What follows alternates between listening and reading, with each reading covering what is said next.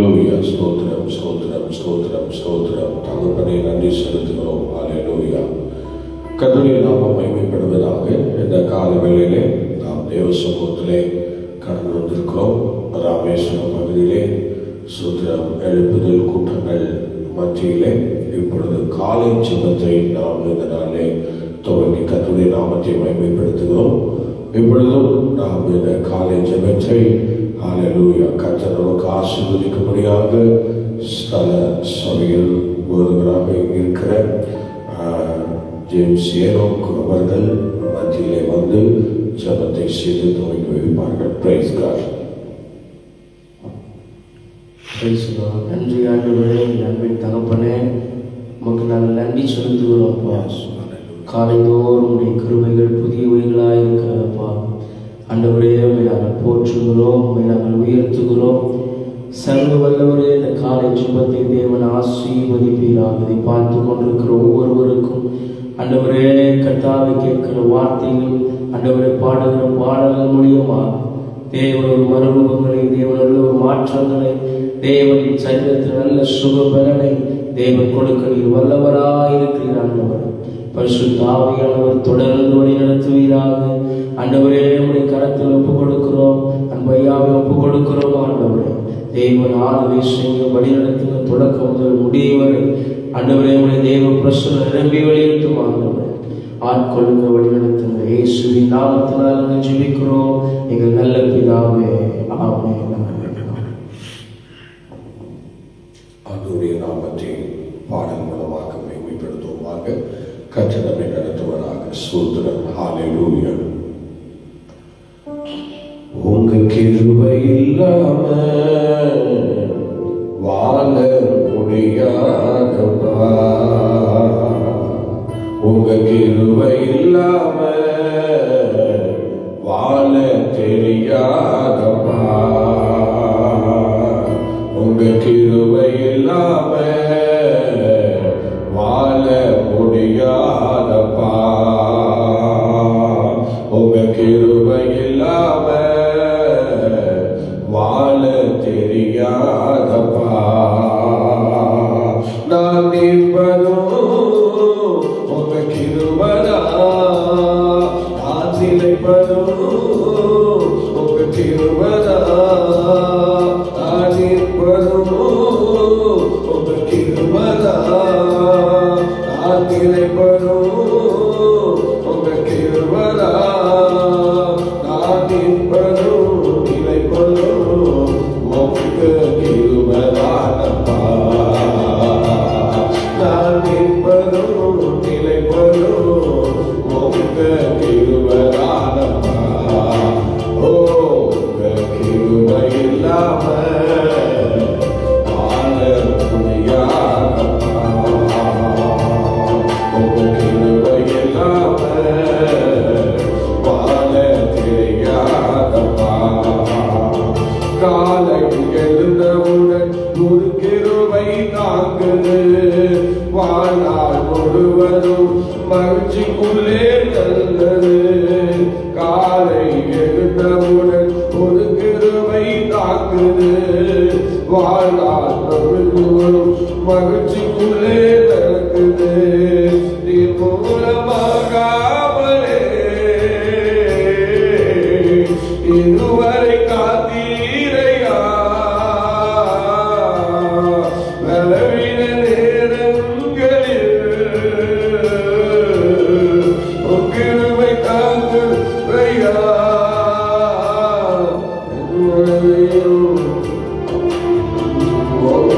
கிருபைதானப்பா,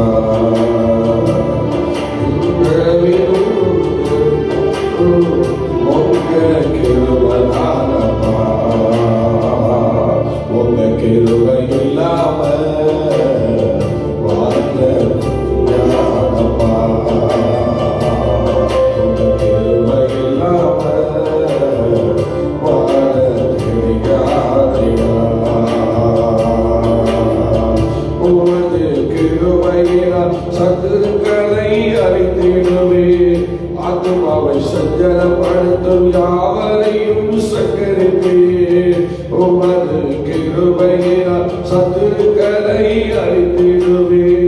ஆத்துமாவை சஞ்சலப்படுத்தும் யாவரையும் சங்கரிப்பே. உமது அடிமை நாளையா எனது தெய்வ நீரையா. நானக்கு கேடகம் நீரே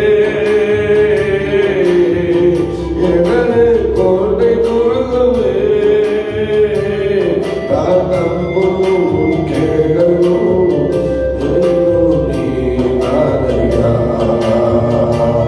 நான் நம்பியும் கேடகம் கோட்டையும் நீ நாளையா. உங்க கிருபை இல்லாம வாழ முடியாதம்மா. உங்க கிருபை இல்லாம வாழ தெரியாதையா. உங்க கிருபை இல்லாம வாழ முடியாதம்மா. உங்க கிருபை இல்லாம வாழ தெரியாதையா. என் பக்கம் நெருக்கப்பட்டும் ஒடுங்கினால் போவதில்லை. கிருபை தந்து காலூன்றி நடக்க செய்து. என் பக்கம் நெருக்கப்பட்டும் ஒடுங்கினாலும் போவதில்லை.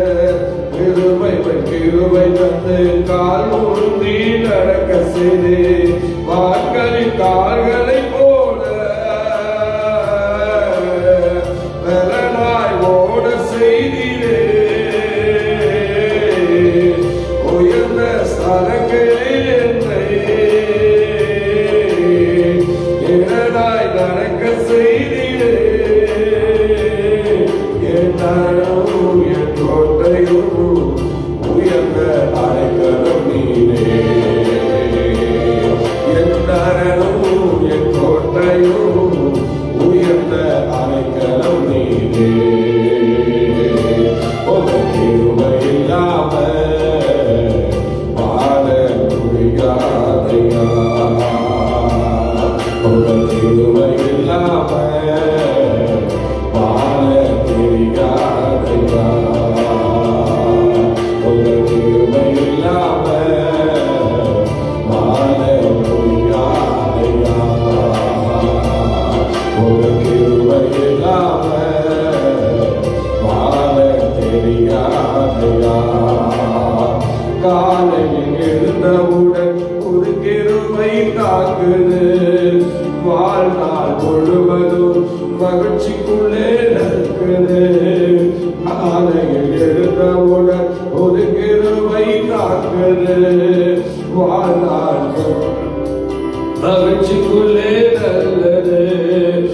மூலமாகாமலே இதுவரை காத்தீரையா. பலவித நேரங்களில்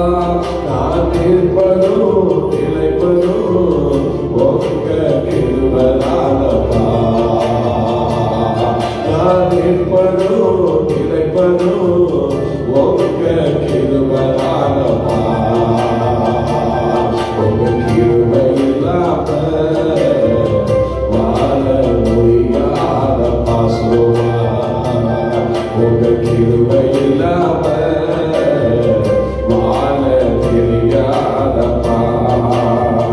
எப்பக்கம் நெருக்கப்பட்டும் ஒடுங்கினாலும் போவதில்லை. கிருபை மேல் கிருபை தந்து காலூன்றி நடக்க செய்தே. எப்பக்கம் நெருக்கப்பட்டும் ஒடுங்கினாலும் போவதில்லை. கிருபை மேல் கிருபை தந்து காலூன்றி நீக்க செய்தே.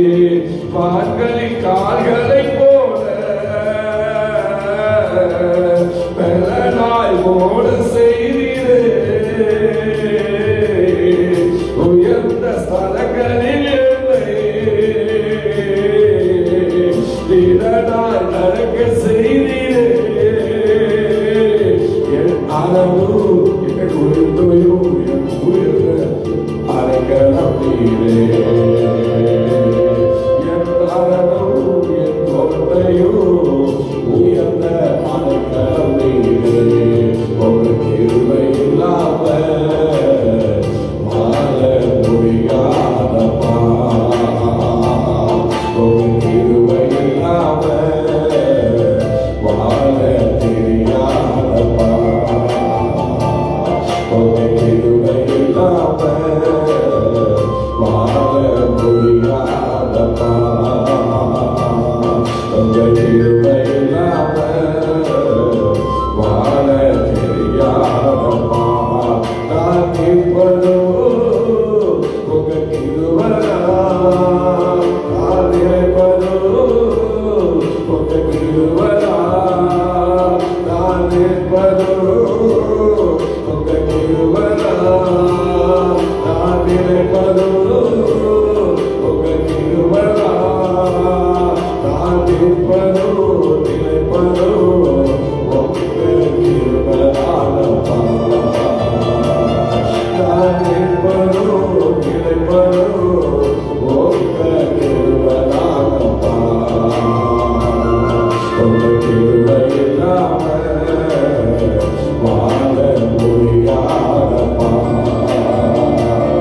உங்க கிருபை இல்லாம வாழ தெரியாதப்பா.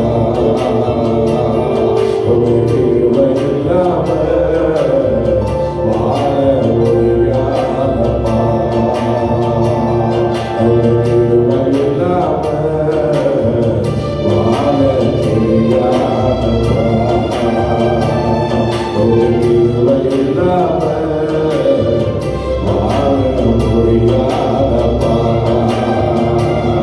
உங்க கிருபை இல்லாம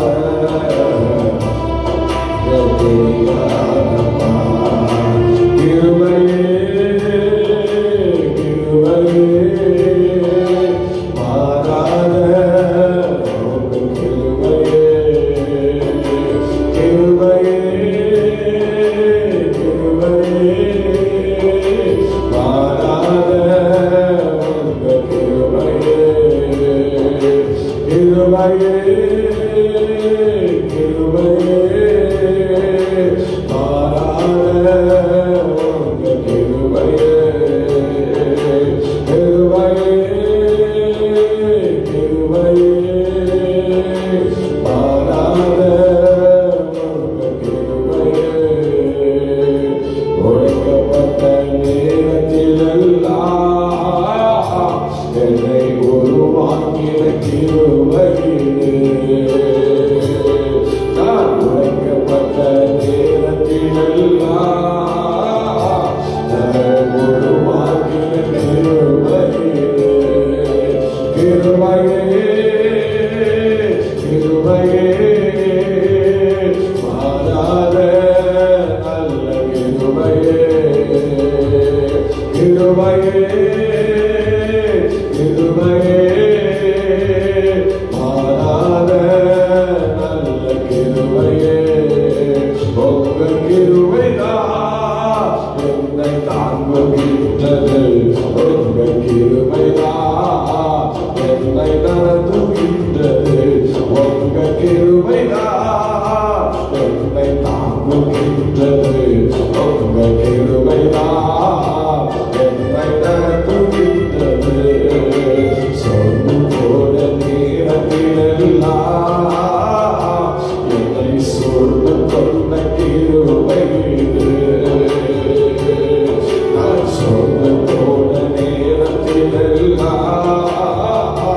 என்னை சொல்ந்து கொண்ட கிருபையிலே கிருபையே கிருபையே மாறாத நல்ல கிருபையே கிருபையே கிருபையே மாறாத நல்ல கிருபையே உங்க கிருபைதான் என்னை தாங்குகின்றது உங்க கிருபைதான் என்னை நடத்துகின்றது உங்க கிருபைதான் என்னை தாங்குகின்றது உங்க கிருபைதான் என்னை நடத்துகின்றது மனமீத நேரத்திலெல்லாம் எனக்கு பெறத்தந்த கிருபையிலே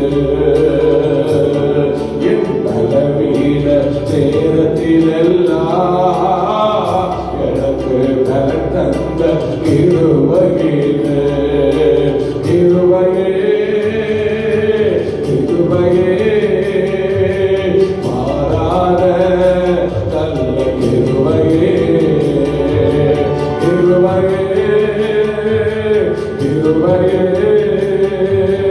மாறாத நல்ல கிருபையே உங்க கிருபைதான் என்னை தாங்குகின்றது உங்க கிருபைதான் என்னை நடத்துகின்றது உங்க கிருபைதான் என்னை தாங்குகின்றது உங்க கிருபைதான் என்னை நடத்துகின்றது ஒன்றுமில்லா நேரத்திலெல்லாம் எனக்கு உதவி செய்த கிருபையிலே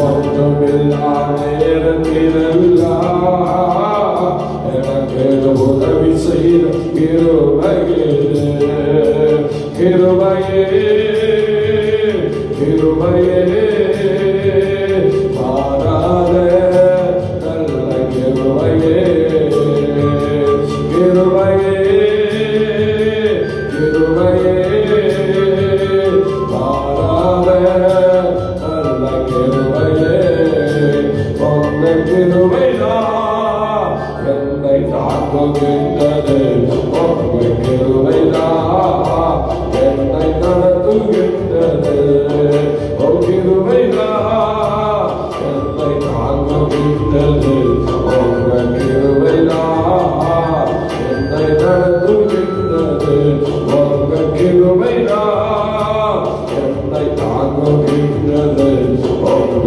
கிருபைதான் நடத்துகின்றது உங்க கிருபைதான் என்னை தாங்குகின்றது உங்க கிருபைதான் என்னை நடத்துகின்றது உங்க கிருபைதான் என்னை நடத்துகின்றது உங்க கிருபைதான் என்னை நடத்துகின்றது ஊழியத்தின் பாதையிலெல்லாம் என்னை உயர்த்தி வைத்த கிருபையிலே என் ஊழியத்தின் பாதையிலெல்லாம் என்னை உயர்த்தி வைத்த கிருபையிலே கிருபையே கிருபையே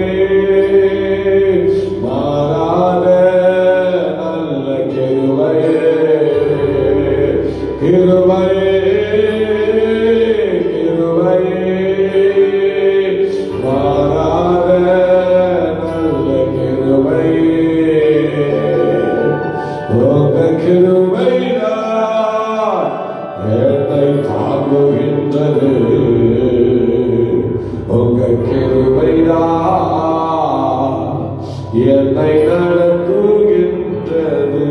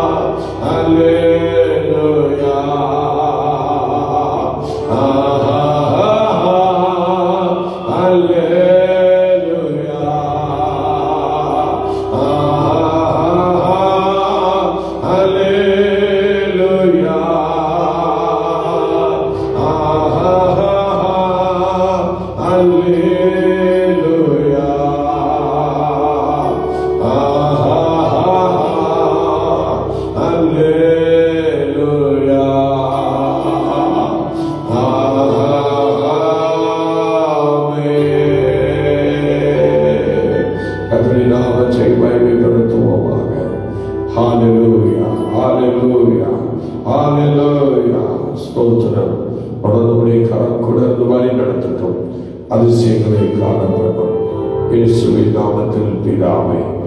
ஆமென், ஆமென், ஆமென். ஸ்தோத்திரம். தேவநாமம் மகிமைப்படுவதாக. இந்த காலையிலே நான் ஒரு சங்கீத பகுதி வாசித்து தேவனுடைய நாமத்தை நாம் மகிமைப்படுத்தலாம். கர்த்தருடைய காலவேளையிலே நம் மத்தியிலே அவர் எழுந்திருக்கிறார். Price God. ஹல்லேலூயா. ஸ்தோத்திரம். இந்த நாளிலே நாம் ஒரு சங்கீதத்தை வாசித்து தேவனுடைய நாமத்தை நாம் மகிமைப்படுத்தலாம். ஸ்தோத்திரம். ஹல்லேலூயா. ஸ்தோத்திரம். சங்கீதம் 120வது சங்கீதம். ஸ்தோத்திரம். நாம் இந்த நாளிலே படிக்க போகிறோம். 120வது சங்கீதத்தை நாம் இப்பொழுது வாசிக்க கேட்கிறோம். ஸ்தோத்திரம். பாஷவர்கள் சங்கீதத்தை வாசிப்பார்கள். சங்கீதம் 120. சங்கீதம் 120. என் நெருக்கத்திலே கர்த்தரை நோக்கி கூப்பிட்டேன், அவர் எனக்கு செவி கொடுத்தார். கர்த்தாவே, பொய் உதடுகளுக்கும் கபட நாவுக்கும் என் ஆத்துமாவை தப்புவியும். கபட நாவே, உனக்கு என்ன கிடைக்கும்? உனக்கு என்ன செய்யப்படும்? பலவானுடைய கூர்மையான அம்புகளுக்கும் சூறை செடிகளை எரிக்கும் தளனுமே கிடைக்கும். ஐயோ, நான் மேசேக்கிலே சஞ்சரித்தது போதும், கேதாரின் கூடாரங்களின் கண்டையிலே குடியிருந்தது போதும்.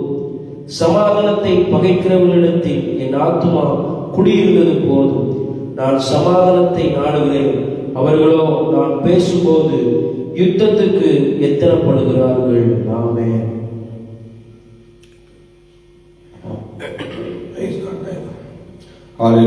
கர்த்தருடைய நாமம் மகிமைப்படுவதாக. இந்த சங்கீதம் ஒரு வித்தியாசமான சங்கீதம். சங்கீதம் 6 சங்கீதம் என்று சொல்லப்பட்டிருக்கிறது. இந்த சங்கீதத்தை ஸ்தோத்திர பாடியவர்கள் யார் அப்படின்னு சொல்லி பார்க்கப்போன யாசர் குழுவினர் என்று சொல்லுகிற ஒரு குழுவினர் தான் இந்த சங்கீதத்தை பாடியிருக்கிறார்கள். அவர்கள் லேவியரை சார்ந்தவர்கள், லேவி கோத்திரத்தை சார்ந்த யாசர் குழுவினர் என்று சொல்லுகிற அவர்கள் தான் இந்த சங்கீதத்தை பாடி கர்த்தரை மையப்படுத்தியிருக்கிறாங்க. அது மாத்திரமில்லை, இந்த ஆரம்பண சங்கீதம் என்று சொல்லப்பட்டிருக்கிறது. இந்த ஆரம்பண சங்கீதம் என்று சொல்லும்போது நீங்கள் 120ஆம் சங்கீதம் முதல் 134ஆம் சங்கீதம் வரை ஆரம்பண சங்கீதம் என்று சொல்லப்பட்டிருக்கிறது. பாருங்கள், 120ஆம் சங்கீதம் முதல் 134ஆம் சங்கீதம் வரை ஆரம்பண சங்கீதம் என்று சொல்லப்பட்டிருக்கிறது. இப்ப ஆரம்பணம் என்றால் ஸ்தோத்திரம் என்ன என்று நம்ம பார்க்கும்போது, கர்நாடகா சங்கீதத்திலிருந்து வரும் ராகம் என்று சொல்லப்பட்டிருக்கு. கர்நாடக ராகத்திலிருந்து வரும் ஸ்தோத்திரம் ஆரம்பண சங்கீதம். ஸ்தோத்திரம் அந்த கர்நாடக ராகத்திலிருந்து எழுப்பக்கூடிய அந்த ராகத்தை தான் ஆரம்பண சங்கீதம் என்று நான் சொல்றாங்க. ஸ்தோத்திரம் ஆரம்பணம் என்றால் ஸ்தோத்திரம் அதுல ஒரு வித்தியாசமா சொல்றாங்க. என்ன அப்படின்னா, ச நீ த ப ம க ரி ச. இது சரி தபம கரிசா அந்த காரியத்தினால் அந்த ஆரம்பண சங்கீதத்திலே கொண்டு வராங்க. ஸ்தோத்திரம் சொல்ற சரி தப கரி மசா, அது இந்த மாதிரி சில ஸ்தோத்திர வார்த்தைகளை பயன்படுத்தி அந்த ஆறுமுக சங்கீதத்தை கொண்டு வருகிறார்கள்.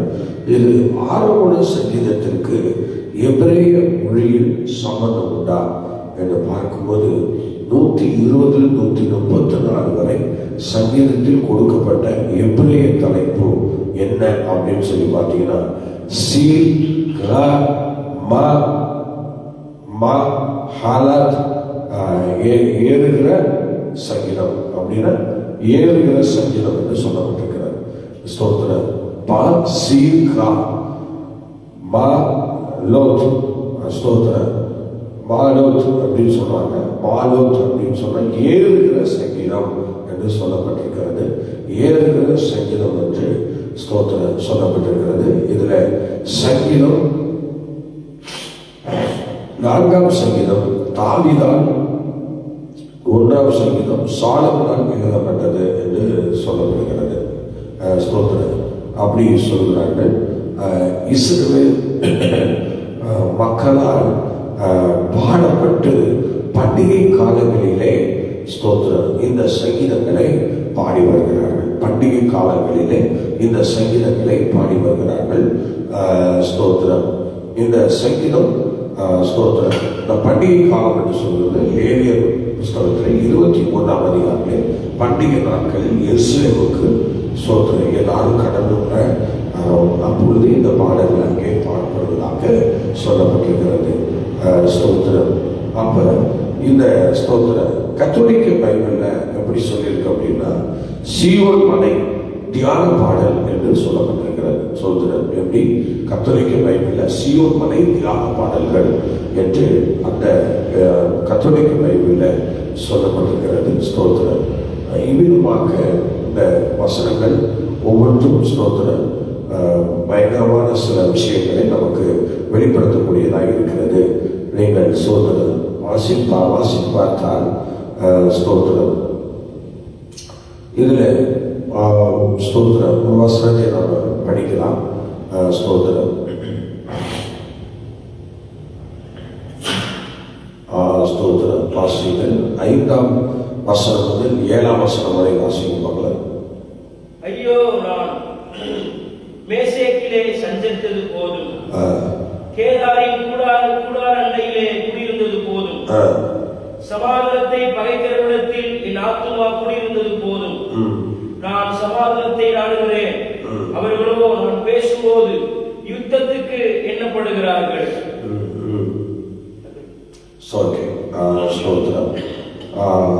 மேசேக்கின் அனுபவங்கள் என்று பார்க்கிறோம். நல்ல கவனிங்கள்.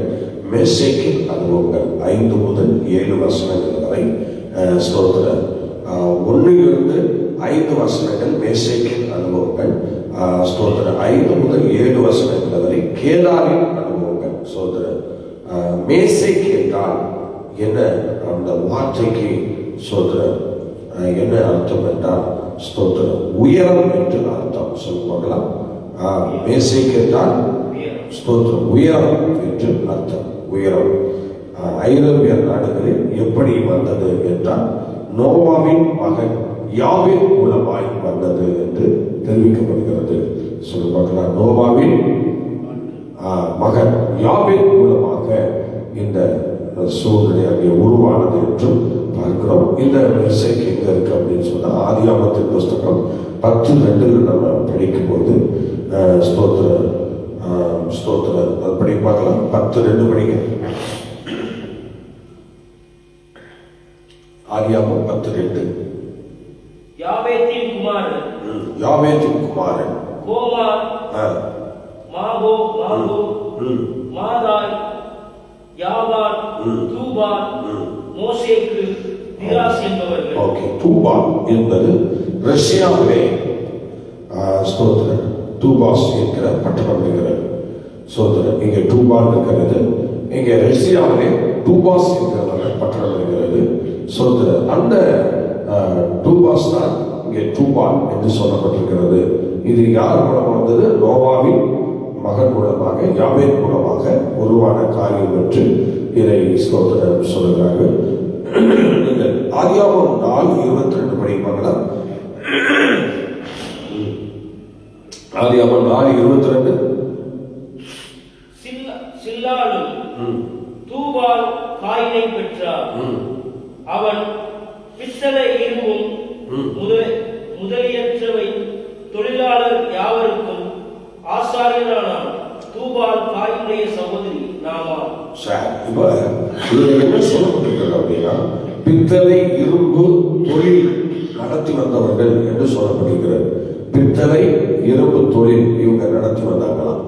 இவங்களுடைய வேலை தொழில் ஸ்தோத்திரம். இந்த விஷயத்துல பித்தளை இரும்பு வகைகள் எல்லாம் அவங்க செய்து வருகிற ஒரு கூட்டத்தாராக இருந்திருக்கிறார்கள். அங்கே அவர்கள் ரொம்ப ஃபேமஸா இருந்திருக்கிறாங்க. ஆமா, ரொம்ப ரொம்ப ஃபேமஸா இருந்திருக்கிறாங்க. எல்லாருக்கும் அது ரொம்ப ஆச்சரியமாகவும் ரொம்ப அற்புதமாகவும் காணப்பட்டிருக்கிறது. பாத்தீங்களா ஸ்தோத்திரம். அந்த தூபால் என்று சொல்கிற அந்த பட்டணம் எங்க இருக்கு? ரஷ்யாவில் இருக்கு. அவங்க ஸ்தோத்திர பேர் போனவங்க, அந்த தொழில பேர் போனவங்க. இன்னைக்கும் ரஷ்யாவிலே அந்த காரியங்கள் மிகவும் மகிமையாக நடந்து கொண்டிருக்கிறது, மிகவும் ஆசீர்வாதமாக நடந்து கொண்டிருக்கிறது. அடுத்தது நீங்கள் எசேக்கியேல் தீர்க்கதரிசன புஸ்தகத்திலே 27:13 படிங்க.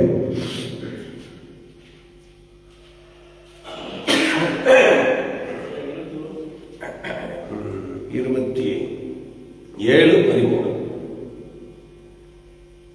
யாவான் தூபால் மேசேக் என்னும் ஜாதியார் உன் வியாபாரிகளிலிருந்து மனுஷர்களையும் வெண்கல பாத்திரங்களையும் உன் தொழில் துறைக்கு கொண்டு வந்தார்கள். பாத்தீங்களா? அந்த ஆதியாகமத்திலே சொல்லப்பட்டதுதான். நீங்க அந்த தொழிலை அவர்கள் மிகவும் தீவிரமாய் அந்த சந்ததியார் செய்கிறத அந்த காரியத்தை அவர் வெளிப்படுத்துகிறார். எசேக்கியேல் இவர்கள் தூபால் பித்தளை தொழில் செய்கிறவர்கள் என்று அங்கே அழகா சொல்லுகிறார்கள். அந்த மாதிரி தொழிலை அவர்கள் நல்லா செய்கிறவர்கள், நல்ல அருமையா அவங்களுடைய வாழ்க்கையில நடத்தி செல்கிறவர்கள். அல்லேலூயா. அவ்விதமாக நடந்து கொண்டே இருந்தார். ஸ்தோத்திரம். அந்த காலத்தில் தான் இந்த சங்கீதங்கள் பாடப்பட்டிருக்கிறது. நீங்கள் ஸ்தோத்திரம் 120 3-4 வசனங்களை படிக்கும்போது படிக்க பார்க்கலாம். 120 சங்கீதம் 3-4.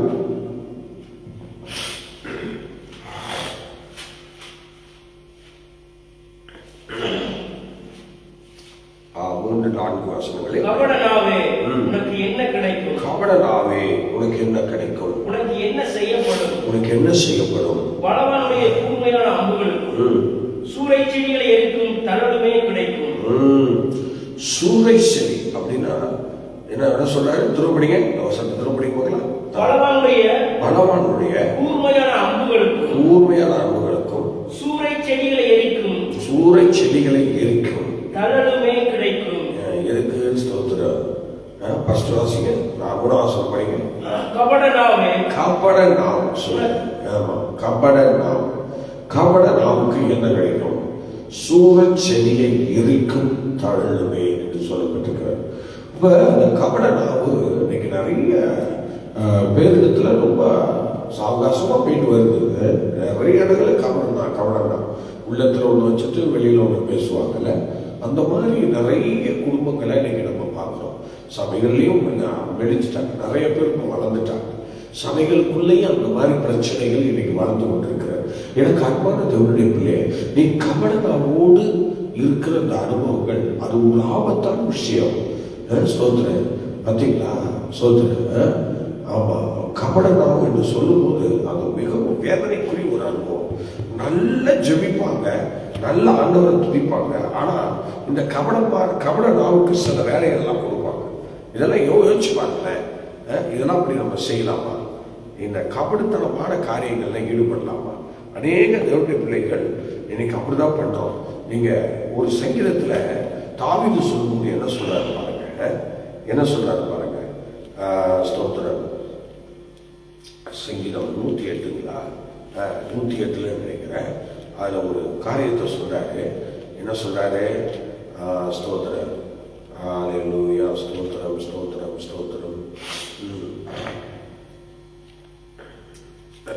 தீங்கான காரியத்தை என் கண்முன் வைக்க மாட்டேன். ஸ்தோத்திரம். ஹல்லேலூயா. ஸ்தோத்திரம். வலி விலகுடைய செய்கை நான் இருக்கிறேன், அது என்னை பற்றாது. கபடு செய்கிறவன் என் கண்முன் நிலைப்பதில்லை. ஸ்தோத்திரம். சங்கீதக்காரன் சொல்லும்போது, தாவீது சொல்லும்போது சொல்றாரு, கபடு செய்கிறவன் என் கண்முன் என்ன செய்ய மாட்டானா? சொல்லுங்க, என்ன செய்ய மாட்டான்? நினைக்க மாட்டான். கபடு செய்கிறவன். அப்போ கர்த்தருக்கு முன்னாடி ஒரு கபடு ஸ்தோத்திரம் செய்கிறவன், கபடாய் பேசுகிறவன், இந்த மாதிரி சூழ்நிலையில் இருக்கிறவங்க ஆண்டவருக்கு முன்னாடி நிற்க முடியுமா? யோசிச்சு பாருங்க. கபடனாவே உனக்கு என்ன கிடைக்கும்? அதுல என்ன சொல்றாங்க பாருங்க, சூரச்செடி எரிக்கு தழலுமே கிடைக்கும். நம்ம இஸ்ரவேல்ல அந்த சூரச்செடி இருக்கிறது. அந்த சூரச்செடி அது ரொம்ப, அது யாராவது சூரச்செடி அங்கே இருக்குன்னு கண்டா கிட்ட போக மாட்டாங்களாம். ஏன் தெரியுமா? அந்த சூரச்செடி குறிப்பிட்ட தூரம் தான் அந்த சூரச்செடி கிட்ட போகலாம். ஆனால் ரொம்ப கிட்ட போனோம்னா அதுல இருந்து ஒரு விதமான மயக்கத்தன்மையுடைய ஒரு வாசனை வீசுவாங்க. அந்த வாசனையில அவங்க மயங்கி விழுந்துருவாங்களாம். அந்த சூரச்செடியில ஒரு வாசனை வருவாங்க. அந்த வாசனையில அவங்க மயங்கி கீழே விழுந்துருவாங்க. பாத்தீங்களா? கீழே விழுந்துருவாங்க. அதனால அந்த சூரச்செடியை எல்லாரும் என்ன செய்வாங்கன்னா, அந்த கண்ட உடனே என்ன செய்வாங்க? எரிச்சிருவாங்க. எப்படி? சூரச்செடி எரிச்சிருவாங்க. அப்ப இங்க என்ன சொல்றாரு பாருங்க, சூரச்செடி என்று சொல்கிறது அது அப்படிப்பட்டது. அந்த ஏரியா காலங்களில் கூட அவரு ஸ்தோத்திர அந்த இடத்துல ஒரு சாதாரண யூஸ்வலா போயிட்டு இருக்கும்போது அந்த சூரச்செடி பக்கத்துல ஒரு போயிட்டாரு. போன பிறகுதான் ஸ்தோத்திர அந்த சூரச்செடியினுடைய அந்த மயக்கம், அந்த மயக்கத்தன்மையுடைய அந்த வாசனை அவர் முகர அவர் அப்படியே இங்க கீழே விழுந்துட்டார். பார்த்தீங்களா? கீழே விழுந்துட்டார். கீழே விழுந்து ஸ்தோத்திர அப்படியே மயக்கத்தில் இருக்கிற அந்த ஸ்தோத்திர தேவதூதன் எழுப்புற மாதிரி ஸ்தோத்திரம் பார்க்கிறோம். காகம் ஆகரம் கொடுக்குற மாதிரிலாம் பார்க்கிறோம். அப்போ இதை ஸ்தோத்திரம் ஆண்டவரே அவர் எழுப்பி விடுறார். அந்த மயக்கத்தன்மையில இருக்கிற எலியாவை மாத்திரம் தான் அவர் எழுப்பி விட்டார். ஆனால் அந்த சூரச்செடி எங்க கொண்டு போய் வைக்கிறாங்க பாருங்க. கபடா நடக்கிறவங்க, கபடா பேசுறவங்க, இப்படிப்பட்டவங்களுக்கு தான் அந்த சூரச்செடியை ஒப்பிட்டு இருக்கிறாங்க. அப்ப அந்த சூரச்செடி இருக்கிறதுக்கு தான் தகும். அதே மாதிரி இன்றைக்கு கபடா பேசுகிற ஒவ்வொருத்தருடைய ஊழியக்காரங்களும் அப்படிதான், விசுவாசிகளும் அப்படிதான். யாரு கபடா பேசினாலும் கடவுள் விட போறதில்லை. புரிஞ்சுட்டீங்களா? யாரும் விட போறதில்லை. உள்ளத்தை கொண்டு வச்சுட்டு வாயை கொண்டு வச்சுட்டு எல்லாம் பேசக்கூடாது. என்ன நேரா பேசணும். எதா இருந்தாலும் நேரா சொல்லணும். அப்படிப்பட்ட சூழ்நிலையில தான் நம்ம உருவாகணும். கடவுளுடைய பிள்ளைங்க அப்படி பண்ணக்கூடாது. சொல்ற அதனால்தான் சங்கீதக்காரன் சொல்றாங்க, கபடு செய்கிறவன் என் கண்முன் என்ன செய்ய மாட்டான்? நிலைக்க மாட்டான் என்று சொல்கிறார். பார்த்தீங்களா? கபடு செய்கிறவன் என் கண் முன்னாடி என்ன செய்ய மாட்டான்? நினைக்க மாட்டான்னு சொல்றாரு. இது எவ்வளவு பெரிய மகிமையான காரியம் பாருங்க. இன்னைக்கு அநேக தேவனுடைய பிள்ளைகள் உங்க லைஃப்ல நீங்க என்ன பண்றீங்க? யோசிச்சு பாருங்க. உங்க லைஃப்ல நீங்க என்ன பண்ணிட்டு இருக்கீங்க? ஸ்தோத்திரம். ஹல்லேலூயா. இது எவ்வளவு பெரிய வேதனைக்குரிய தெரியுமா? ஸ்தோத்திரம். கவனிங்க. 101வது சங்கீதத்திலே இந்த 7ஆம் வசனத்தை நீங்க படிச்சீங்கன்னா அவர் என்ன சொல்றாங்க பாருங்க. நல்லா கவனிங்க. இது தீர்க்க தரிசன வார்த்தை. நல்லா கவனிக்கணும். சும்மா நம்ம ஏதோ ஒரு காரியத்துல எப்படியோ நம்ம பண்ணிட்டு போயிடலாம் அப்படின்னு நினைக்காதீங்க. இன்னைக்கு ஏன் சபையில மக்கள் நிலைக்க மாட்டாங்க என்று கேட்டீங்கன்னா மெயின் காரணம் தான். வரும்போது நல்லா வராங்க, கொஞ்ச நாள் ஆனாலும் கபடு பேச ஆரம்பிக்கிறாங்க. படிங்க. கபடு செய்கிறவன் என் வீட்டுக்குள் இருப்பதில்லை. பொய் சொல்லுகிறவன் என் கண்முன் நிலைப்பதில்லை. கபடு செய்கிறவன் தான் பொய் சொல்றவன் தான் கபடு செய்கிறவன். பார்த்தீங்களா? சொல்ற. ஆனா அங்க என்ன சொல்றாரு? 120ஆம் சங்கீதத்துல யாசர் குழுவினர் சொல்லும் போது சொல்றாங்க, இந்த மாதிரி உள்ளவங்களை எரிக்கிறதுக்கு தான் அவங்க யூஸ் ஆகுவாங்க அப்படின்னு சொல்றாங்க. எரிக்கிறதுக்கு எதுக்கு? எரிக்கப்படுவதற்கு. அந்த சூரச்செடியை கண்டாலே எல்லாரும் பிடிச்சது எரிக்கணும், எரிச்சிருக்கா அது இங்க இருந்தா பிரச்சனை ஆயிடும், பிள்ளைங்க கிட்ட போய் ஏதாவது மயக்கம் வந்துடும், ஏதாவது பண்ணிடுவாங்க, அதனால உடனே அந்த சூரச்செடியை எரிச்சிருக்கிறான்னு சொல்லுவாங்க. இன்னைக்கும் அந்த சூரச்செடி அது ஒன்றும் பெரிய தோட்டம்லாம் கிடையாது. அது எங்கேயாவது ஒரு இடத்துல வளரும், அவ்வளவுதான். அதுக்கு பேர் சூரச்செடி. அந்த செடி வளர்ந்தா அது பிரச்சனை தான். அது நெருப்பினால் சுட்டரிக்கப்படுவதற்கு தான் சூரச்செடி இருக்கிறது. சூரச்செடி யாரும் கையாள மாட்டாங்க, கையால வெட்ட முடியாது. அந்த மாதிரி உள்ளது சோதனை. அந்த மயக்கத்தன்மை உடையது அந்த சூரச்செடி. அதனால அதை எரிக்கிறதுக்கு பயன்படுத்துவாங்க. அவ்வளவுதான். சூரச்செடி பார்த்தாலே எரிச்சிருவாங்க சோதனை. அந்த கபடை நாளே உனக்கு என்ன கிடைக்கும்? சூரச்செடி இருக்கு தளருமே தளர் அக்கினி. பார்த்தீங்களா அக்கினி? இன்னைக்கு நிறைய பேருடைய வாழ்க்கையில் அக்கினி குறிப்பிடுது. அதுக்கு மெயின் காரணம் என்ன தெரியுமா? கபடு பேசுறது, சோதனை, கபடு பேசுறது, பொய் சொல்றது.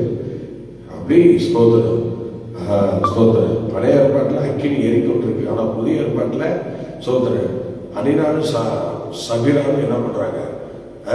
நேரம் வந்து போய் பேசுறாங்க. என்ன நடக்குது பார்த்தீங்களா? வீட்டுக்குள் நிலைப்பதில்லை. என்ன நடக்குது? பத்திரிகைகள் ஒழுந்தா 2 பேரையும் தூக்கி போயிட்டாங்க. இதுதாங்க ஸ்தோத்திரம். சபையில என்னன்னே தெரிய மாட்டேங்குது நிறைய பேருக்கு. ஆண்டவர்னா என்னன்னே தெரிய மாட்டேங்குது. யோசிச்சு பாருங்க.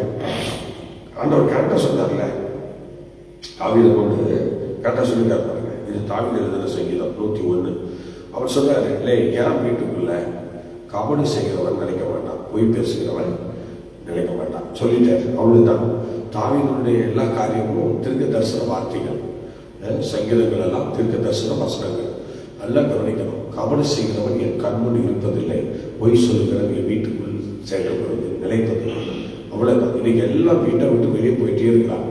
நிறைய பேர் வர்றாங்க போறாங்க. இது என்ன சொல்றது?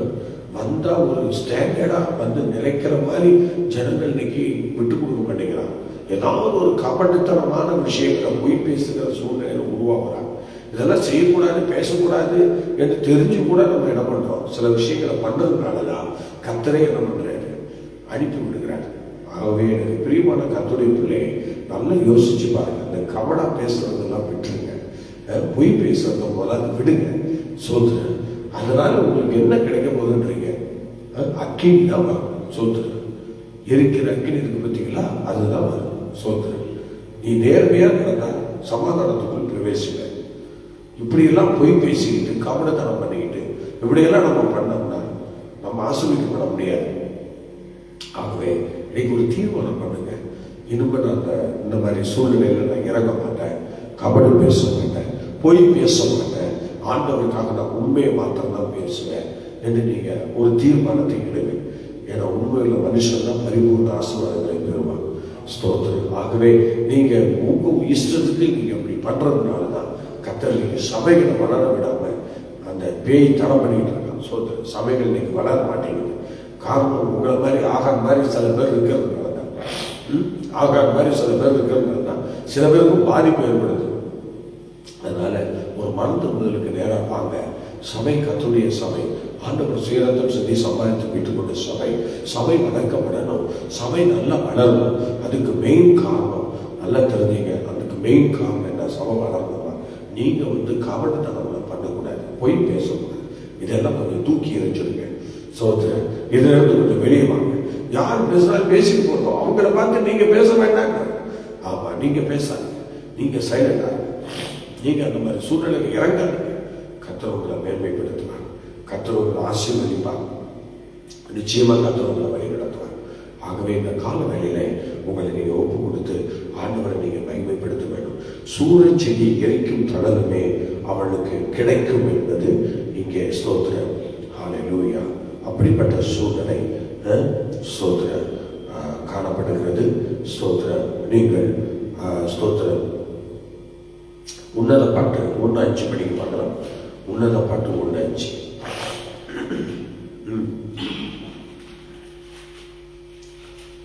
ஸ்தோத்திரம். எருசலேமின் குமாரத்தியே, கேதாரின் கூடாரங்களைப் போலவும் சாலமோனின் திரைகளைப் போலவும் நான் கருப்பாயிருந்தாலும் அழகாயிருக்கிறேன். ஆமா, ஸ்தோத்திரம். அது அந்த கேதாரின் கூடாரங்களில் குடியிருக்கிறவங்க யார் அப்படின்னா கற்பர்கள் தான் அங்கே வந்து குடியிருந்தாங்க. அவங்க அந்த கற்பர்கள் இடம் மட்டும்தான் அங்கே இருந்தாங்க. ஸ்தோத்திரம். அந்த கற்பர்கள் என்று சொல்லும்போது ஸ்தோத்திரம், நம்ம எகிப்தில் கூட ஆரம்ப காலத்தில் கற்பர்கள் தான் இருந்திருக்கிறாங்க. பார்த்தீங்களா? கற்பர்கள் தான் இருந்திருக்கிறாங்க எகிப்தில் கூட கற்பர்கள். ஸ்தோத்திரம். அப்போ எகிப்தில் இந்த ஆகாரில் கருப்பு இடத்தை சார்ந்தவர்கள், ஆகார் என்று சொல்லுறோம்ல, அவங்களாம் கருப்பு இடத்தை சார்ந்தவர்கள். அந்த காலங்களிலே கருப்பு இடத்தை சார்ந்தவங்க இருந்திருக்கிறாங்க. அப்போ மோசே காலத்தில் நல்லா கவனிங்க, மோசே காலத்தில் கருப்பு இடம் உடையவர்கள் தான் எகிப்தியர்கள். எகிப்தியர்கள் கருப்பேணம் உடையவர்கள். அப்ப அந்த கருப்பேணத்தை சார்ந்தவர்கள் அப்ப தேவனுக்கு விரோதமாக பல விஷயங்களை செய்கிறார்கள். அப்படியே செய்யும்போது ஆண்டவர் என்ன சொல்றாரு பாருங்க, மோசே என்ன சொல்றாரு, மோசே இன்று காண்கிற இந்த எகிப்தியரை இனிமேல் நீ காண மாட்டேன் என்று சொல்றாரு. பார்த்தீங்களா? அப்ப நடந்த சம்பவத்தை நம்ம பார்க்கும்போது அந்த கருப்பேண மக்கள் அவ்வளவு பேரும், எகிப்தியர்கள் அவ்வளவு பேரும் இஸ்ரவேல் ஜனங்களை பின்தொடர்ந்து அவங்க சமுத்திரத்தில் வந்திருக்கிறாங்க. பார்த்தீங்களா? சமுத்திரத்தில் வந்திருக்கிறாங்க. அப்படி சமுத்திரத்தில் வரும்போதுதான் கருப்பு இன மக்கள் அவ்வளோ பேரும் என்ன செய்யப்பட்டிருக்காங்க, சமுத்திரத்தில் அழிக்கப்பட்டிருக்கிறாங்க.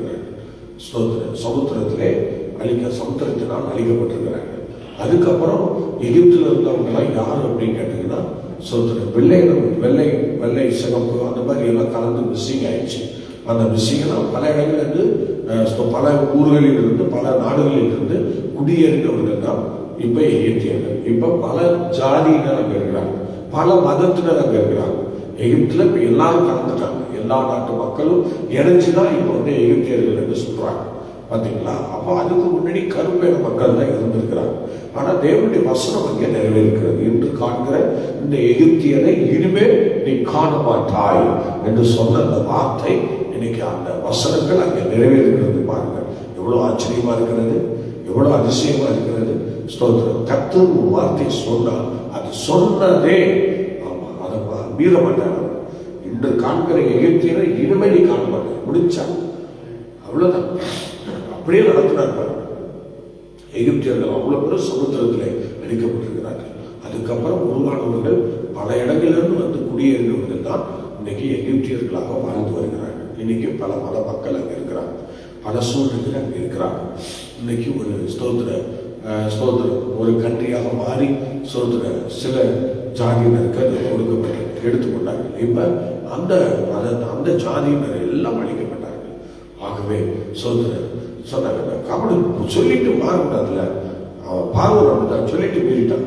சோதரன் அவன் என்ன சொன்னான், சரி போங்க, எல்லாம் போங்க, எல்லாரும் போங்க, ஆராதனை பண்ண போக போக சொல்லு, எல்லாம் அவனே அழிவு விட்டுட்டு அவனே பின்னாடி வரலாமா? சோதரன் யோசிச்சு பாருங்க, அவனே அழிவு விட்டுட்டு அவனே பின்னாடி வரலாமா? எப்படி வந்துட்டான் பாருங்க. அதான் ஆண்டவருக்கு கோபம், கர்த்தருக்கு கோபம். ஸ்தோத்திரம். எல்லாத்தையும் போட்டு தள்ளிட்டாரு. சோதரன் எல்லாத்தையும் முடிச்சிட்டாருல்ல, எல்லாத்தையும் முடிச்சிட்டாரு.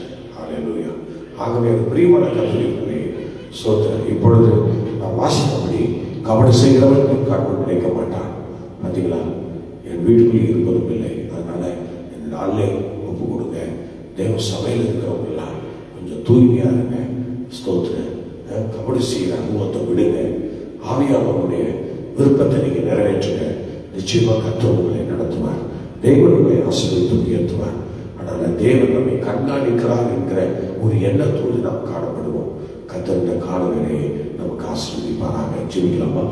ஸ்தோத்திரம். ஆபிரகாமின் தேவனும் ஈசாக்கின் தேவனும் யாக்கோபின் தேவனுமாகிய சர்வ வல்லமை படைத்த ஆண்டவரே, இந்த வேலைக்காக நாங்கள் ஸ்தோத்திரித்து மகிமைப்படுத்துகிறோம். கர்த்தருடைய கிருபையினாலே ஆண்டவரே ஸ்தோத்திரம் ஸ்தோத்திரம். இந்த அருமையான பகுதியிலே நாங்கள் கடந்து வந்து இந்த ஸ்தோத்திரம் எழுப்புதல் கூட்டங்களிலே கலந்து கொள்ள நீ கொடுத்த கிருபைக்காக ஸ்தோத்திரம். அது நிமித்தமாக இந்த காலை ஜெபத்தை இந்த அருமையான திருச்சபையிலே வெளியே பூர்ண சுவிசேஷ திருச்சபையிலே வைத்து இந்த காலை ஜெபத்தை நடத்த சித்தம் கொண்டதுக்காக நன்றி. இந்த காலை ஜெபத்திலே கலந்து கொண்ட ஒவ்வொரு கர்த்தருடைய பிள்ளைகளையும் பேர் பேராக ஆசீர்வதிக்கும்படியா ஆண்டவரை திரு சமூகத்தில் ஒப்பு கொடுத்து ஜெபிக்கிறோம். சாகர தடையை நீக்கப்படும் அதிசயங்களை காணப்படும் இந்த மகள் முழுவதும் எங்களுக்கு நாங்கள் சித்தம் செய்யக்கூடியவர்களாய் எங்களை ஆசீர்வதியும். இப்பொழுதும் ஆண்டவரை நடைபெறுகிற கூட்டங்களை கர்த்தர் ஆசீர்வதியும். ஆண்டவரே சோதனை 3வது நாளாக இன்றைக்கு நடக்க போகிற கூட்டத்தில் கர்த்தர் பெரிய காரியங்களை செய்கிறாங்க. தேவபிரசன்னம் குறைந்து கிரியில் நடக்கட்டும்படி ஜெபிக்கிறோம். உங்க அன்பு கரங்களில் எங்களை தாழ்த்தி ஒப்புக் கொடுக்கணும். அதிசயங்களை காணப்படும். ஆசீர்வதியும். மீட்பரின் சுமத தாழ்வழி கேட்கிறோம். ஜெபங்களும் நல்ல பிதாவே. ஆமென், ஆமென், ஆமென். Okay, God bless you. கர்த்தர் உங்களை ஆசீர்வதிப்பாராக. தொடர்ந்து நம் தேவ சமூகத்திலே காணப்படுவோம். இந்த ஸ்தோத்திர பகலில் நடக்கப்பட கூட்டங்களுக்காக தேவ ஜனங்கள் ஜெபித்துக் கொள்ளுங்கள். கர்த்தர் நம்ம மத்தியில் அதிசயங்களை காணப்படுவார். God bless you.